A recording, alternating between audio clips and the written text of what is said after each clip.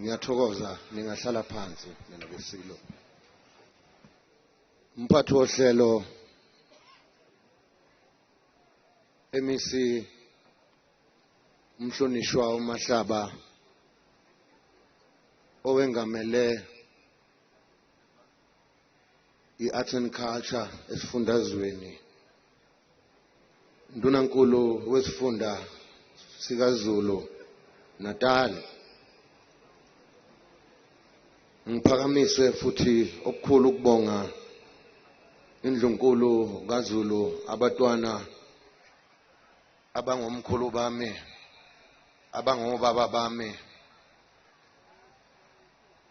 abangabafowethu abangobodadewethu o-anti bami nina besilo.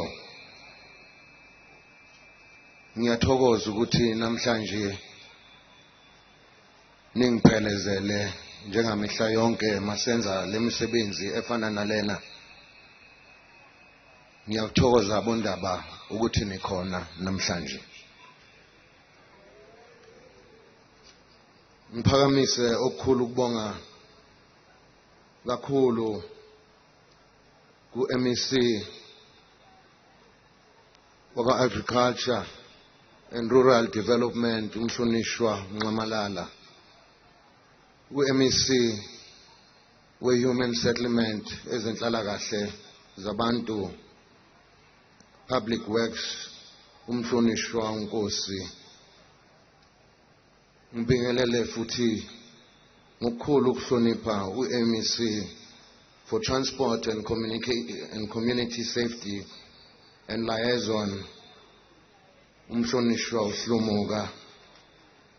Ngibingelele kakhulu kuzo zonke izimember zeParliamente ne-Legislature ezikhona phakathi kwethu.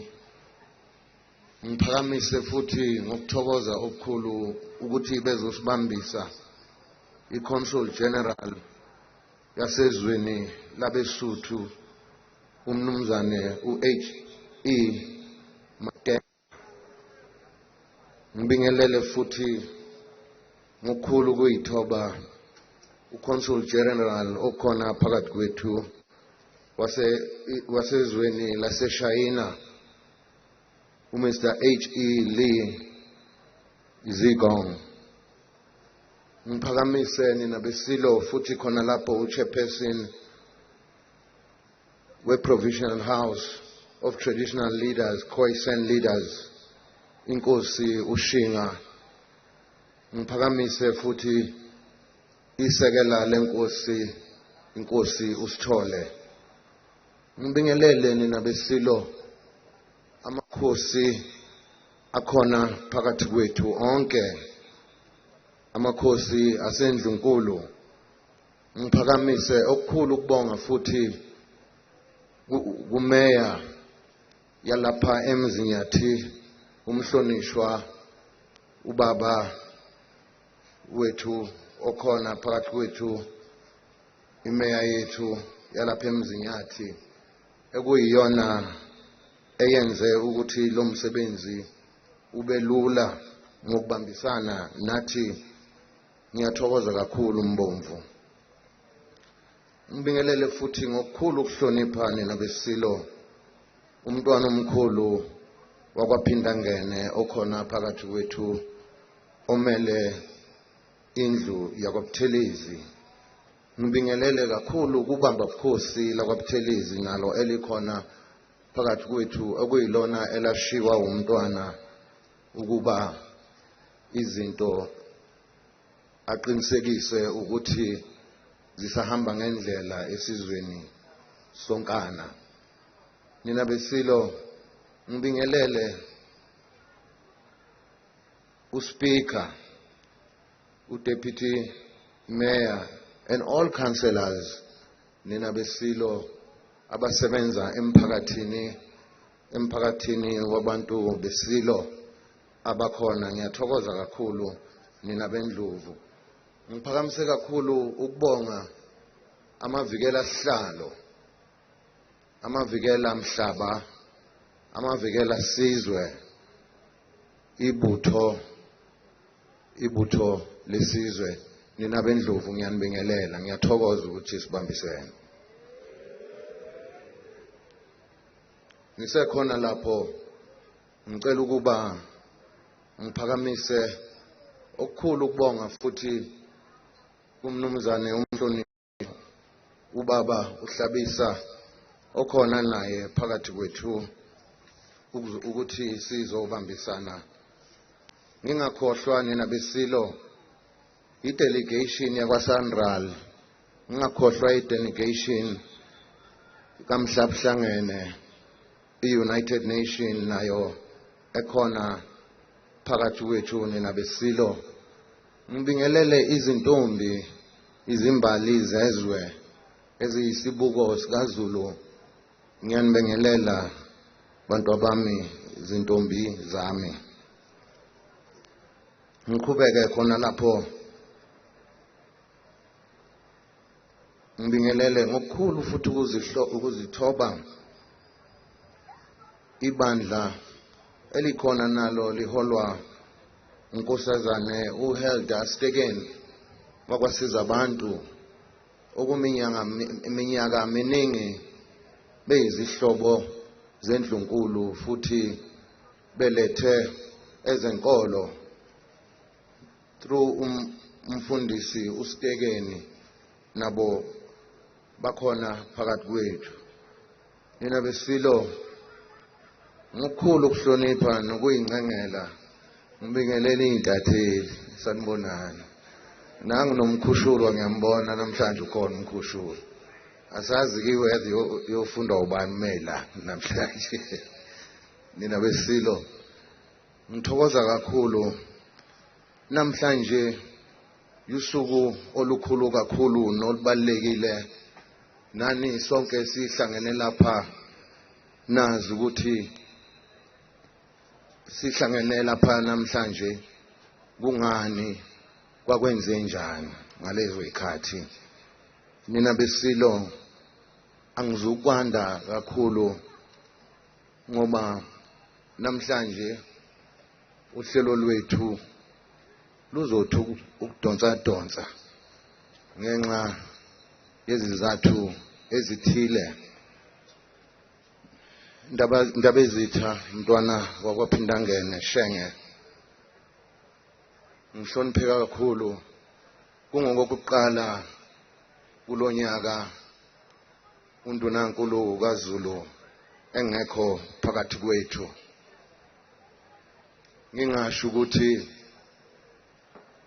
asinakho thina lokho endlunkulu noma esizulwini lokho kuthiwa leli temu elisetshenziswa ngosopolitiki elithi kune vacuum.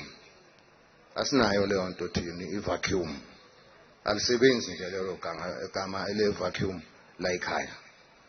Abaligcinele emaphalamende kodwa isikhala nina besilo sikandunankulu ngiyasivala namhlanje. Sekuneside isikhathi ubuhlungu esisuka kubo leminyaka emithathu esisuka kuyo ibinzima kakhulu ukuhamba kwengwenyama kaZulu ubaba ongizalayo isilo sakwakhangela amankengane. Kuthe kulandela khona lapho isilo ngokulandela ngokwesikhundla sakhomba saphakamisa uNdlunkulu umntanenkosi ongizalayo ukuthi uyena uyohlala esihlalweni emva kwayo. Ngokobukhosi lezindlovukazi indlovukazi engizalayo ngokwesihlalo nokuvikela isihlalo nokuhlala esihlalweni ngokomdlovukazi yelama uNdlunkulu kaMsweli oyezala isilo sasoSuthu ingonyama uDinizulu kaCetshwayo. Kumi kanjalo uliba lwezindlovukazi kuthe kungekude saphinde sizwe sembatha ifu elimnyama yahamba indlovukazi emhlabeni, indlovukazi engizalayo. Kwathi khona lapho kwasuka uthe ihamba yayisikhomba mina ukuba mangihlale esihlalweni samakhosi edlule. Ngalokhu nina beSilo ngifisa ukuba ngichaze, abaningi bake bedideke, abanye bethathe umlando befuna ukuwuphendula, kanti umlando ngeke uze uphendule. Ngenkulu inhlonipho ngangeke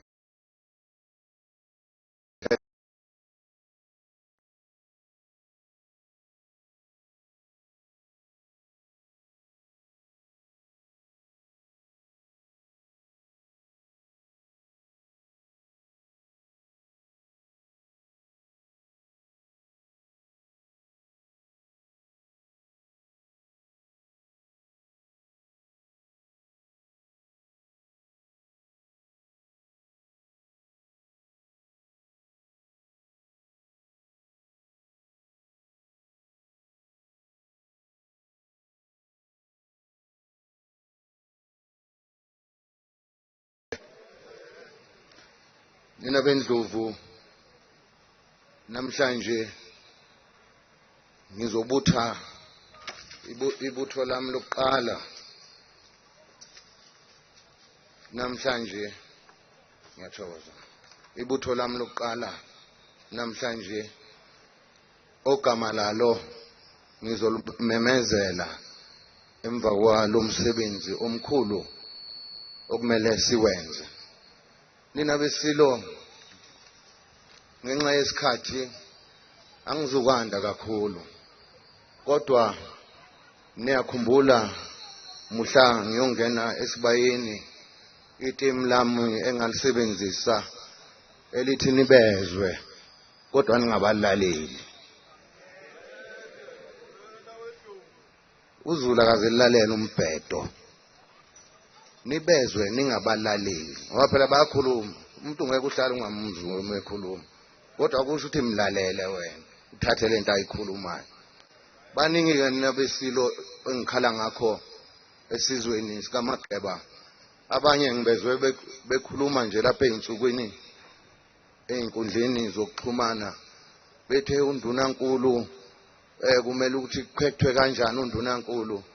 Ngathi umntwana lona ukhuluma kanje, undunankulu ubekwa ingwenyama, ayingeni politiki. Nendlunkulu ayingeni, ubekwa ingwenyama. La kuhlala khona indlunkulu suke kuyobekwa umntwana omkhulu. Akusikho-ke la ingwenyama khona kumele ikhethele khona, kuhlangana indlunkulu nina beSilo. Kodwa undunankulu ukhethwa iSilo. Nibezwe kodwa ningabalaleli, ngoba umntwana umuntu ulalethe uthi kufanele kuhlangane indlunkulu.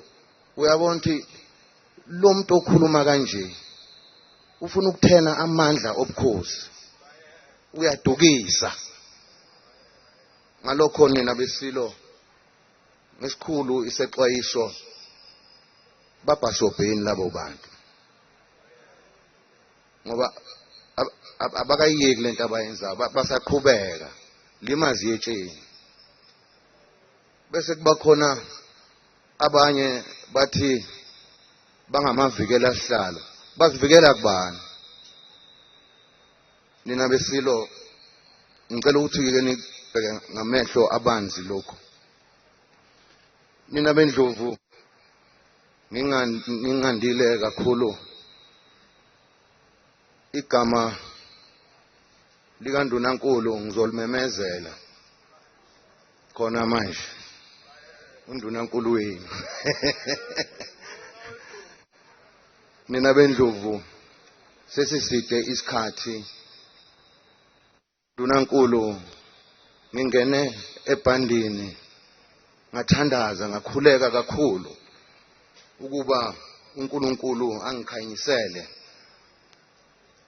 indoda ezongena ezicathulweni zomntwana. Kungokunye kungena ezicathulweni ezifana nezomntwana njenganami nje kwathiwa ngiyongena ezicathulweni zikaMdlokombane ngathi awu uMdlokombane wayena size 20 mina ngino 7 manje ke angeke ngingene ezicathulweni zakhe mhlawumbe emva kweminyaka ethile nami ngiyobe size 20. Nina bendlovu baningi ke abafike kumina njengoba ngisho nje ukuthi ngingene ebhandini ngathandaza ngakhuleka amakhosi alikhomba igama lomuntu okumele engene ezicathulweni zomntwana ngoba umntwana wasebenzela kakhulu lesi sizwe kwaze kwasebugcineni. Ngalokhu ngifisa ukuba ngisho ngoba baningi beza kumina ngoba ngihlale phansi namadoda akwaZulu ahlakaniphile nazi izinto namadala savumelana ngalamagama engizowamemezela khona manje.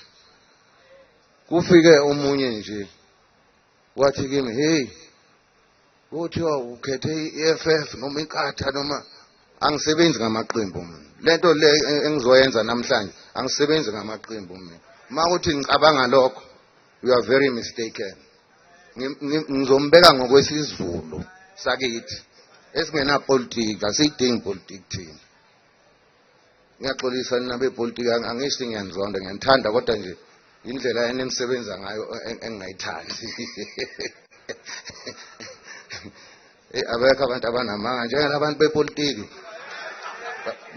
bathembisa izinto ezingekho. Uyabona nje ngoba ziyokhethweni manje abazi ukunikhohlisa. Angisho ukuthi nibavalele iminyango uma bezongqongqothela endlini zenu nibezwe kodwa kusho ukuthi balaleleni.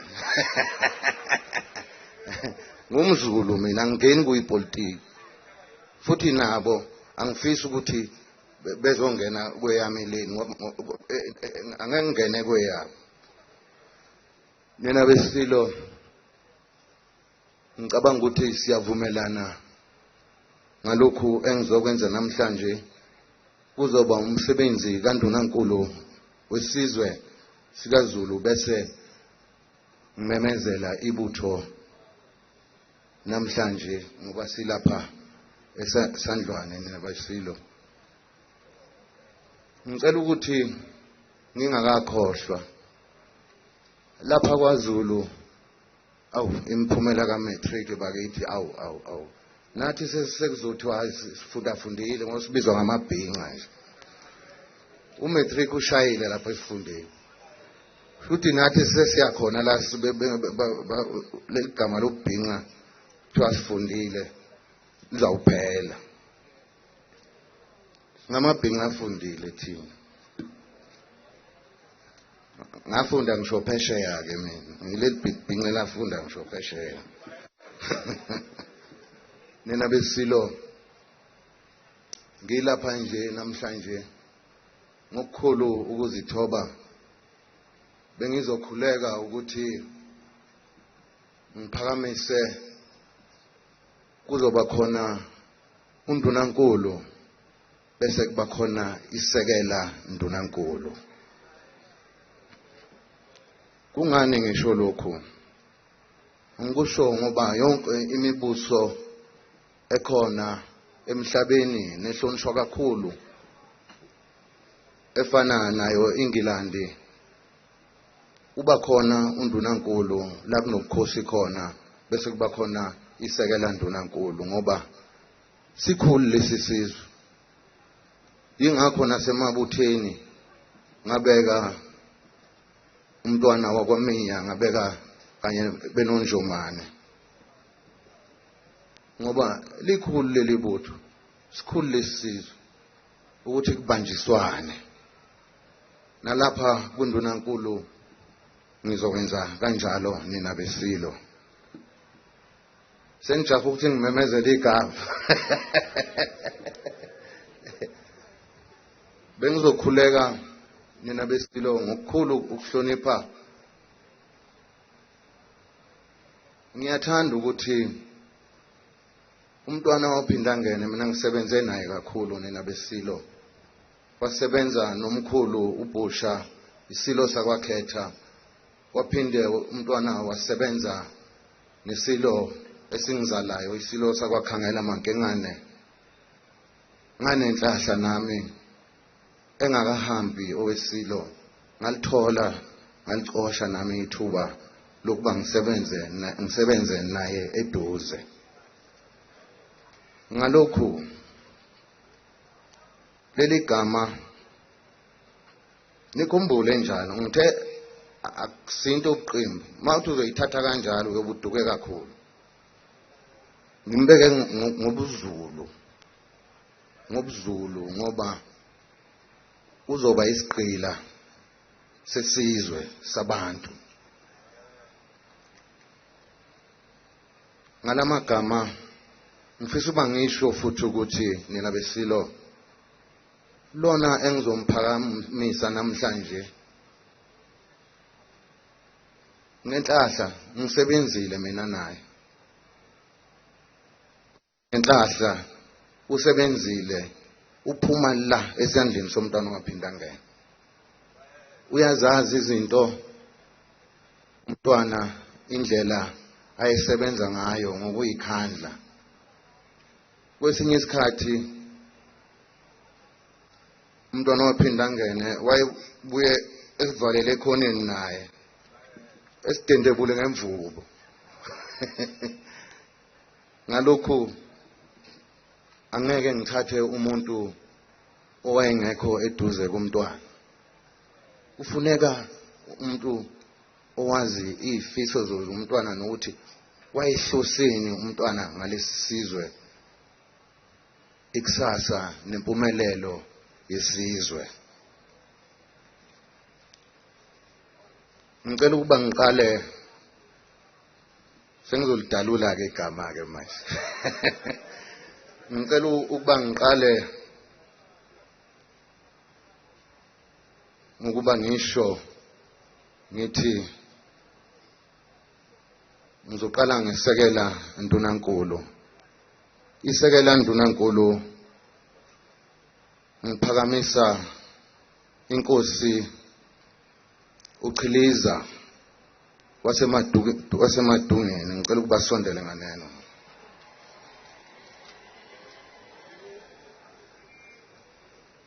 Inkosi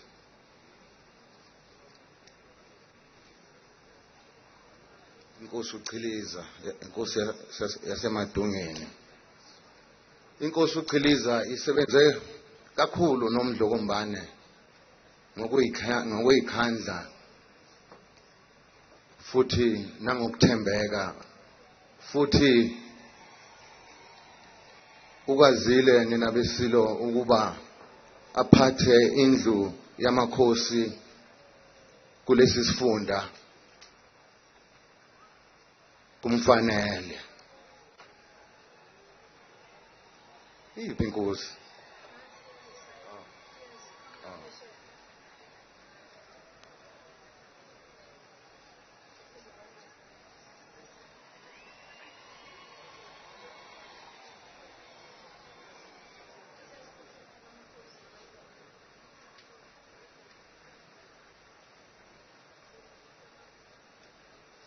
Lezi ikhondla nina besilo ngiyafisa ukuba nazi ukuthi nami ngizobe ngiyigadile ukuthi kuhamba ngakho yini ngoba mangahambi ngakho kuyilungelo lami futhi kumsusu umuntu mangasalungi kahle.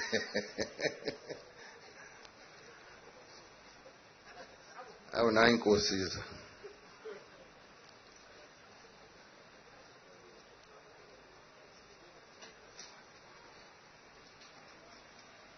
Hayi inkosi ize yasuka kulonyaka odlule ngoba ube isihlalo ube usihlalo wendlu yamakhosi kulesi sifunda futhi usiphathe kahle lesi sihlalo.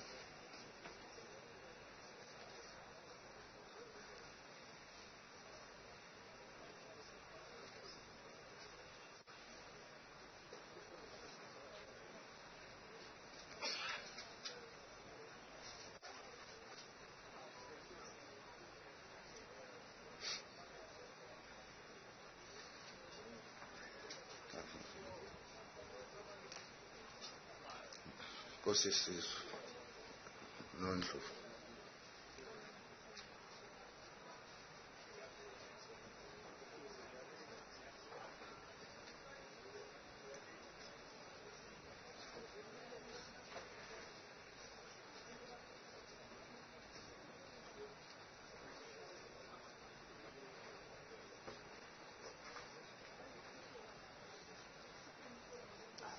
Ayizwama inkosi. Nina besilo ngenxa yesikhathi ngicela ukuba ngimemezele undunankulu ngoba inkosi yaseMadungeni iusekela ndunankulu.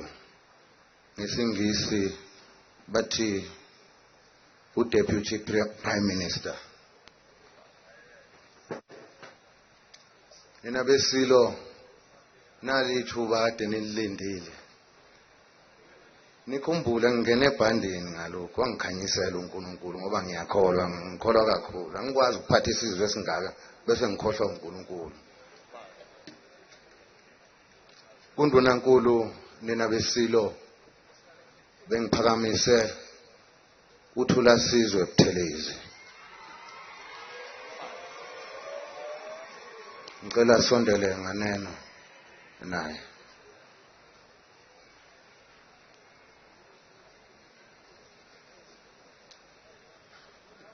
Sheng.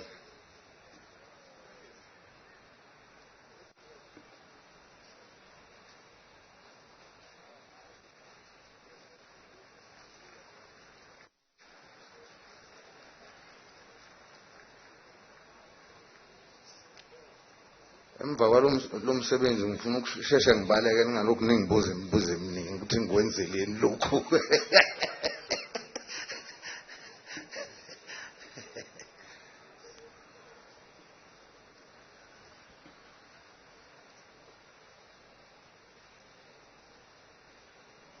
Ushenge usebenze kakhulu nomntwana futhi namanje usasebenza. Anti manishodelwa amanzi nimkhomba ngemini uthi yapha amanzi.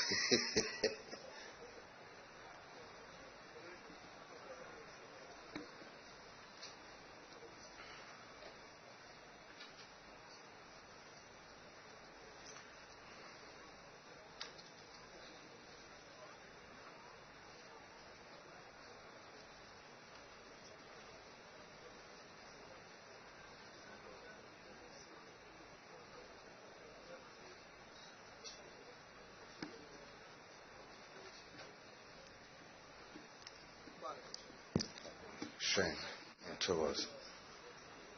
Nina besilo ngoba bemi nje kanje phakathi kwenu nampo undunankulu besizwe sikaZulu.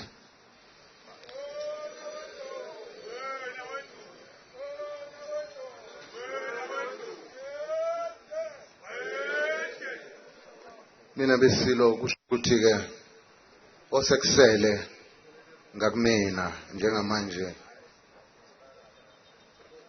ngenxa yezikhathi esiphila kuzo, ngenxa yezinkantolo ezikhona nalaba abafuna ukuhlukanisa isizwe phakathi bathi bangamavikela sihlalo babhasobheni labo bantu.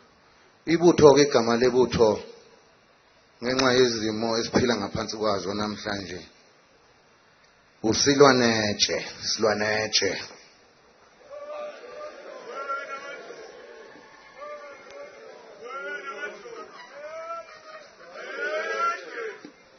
Nina besilo ngithokoza kakhulu ukuba nibe khona. Okwami umsebenzi wami namhlanje bekuyiwona lo ukuthi ngiphakamise undunankulu nesekela ndunankulu likaZulu ukuze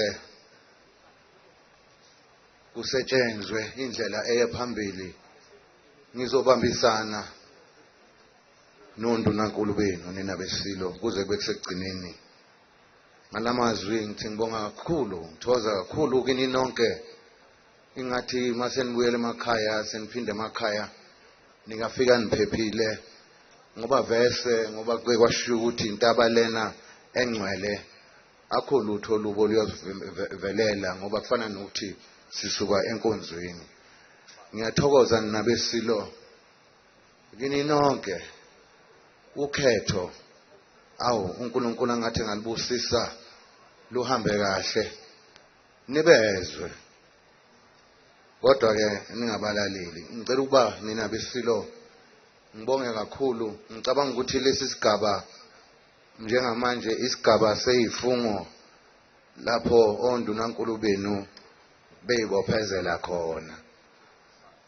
Bengithi khona abameli nabefundisi abakhona abazofungisa. Bengicela ukuba besondele. Okwami sekuphelile sengishiya wonke umsebenzi kulaba abahlonishwa ababili abaphakathi kwenu nina besilo. Ngiyathokoza kakhulu. Inkosi inibusise.